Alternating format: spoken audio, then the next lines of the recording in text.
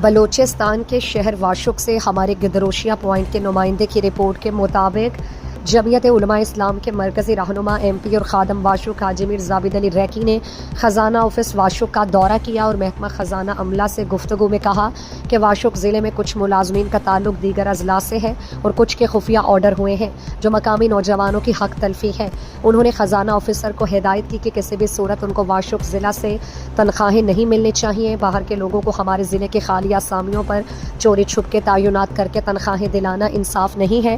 واشق کے اسامیوں پر واشق ہی کے تعلیم نوجوان تعینات ہوں گے۔ محکمہ خزانہ واشق ذمہ داران نے چوری چھپ کے تعینات ہونے والوں غیر مقامیوں کو تنخواہیں ریلیز کی تو ان کے خلاف کارروائی کریں گے، کیونکہ واشق نوجوانوں کے حقوق کے لیے کسی بھی حد تک جا سکتا ہوں۔ واشق پہلے سے برباد ہے، تمام ملازمین کو دیگر ضلعوں سے تعینات کی گئی تھی۔ سابقہ حکمرانوں کی غفلت اور لاپرواہی کی وجہ سے آج واشق کے لوگ بے روزگار اور غیر مقامی ملازم واشق میں ڈیوٹی نہیں کرتے، جس سے ہر محکمے کی حالت غیر ہو گئی اور مقامی لوگ مشکلات میں ہیں۔ اس موقع پر جمعیت علماء اسلام کے ضلعی جنرل سیکرٹری مولوی یار محمد حسنی، حافظ عبدالقاہر، میر سراج احمد آلزئی، مفتی محمد حمزہ، حاجی ضیاء الرحمن اور دیگر بھی موجود تھے۔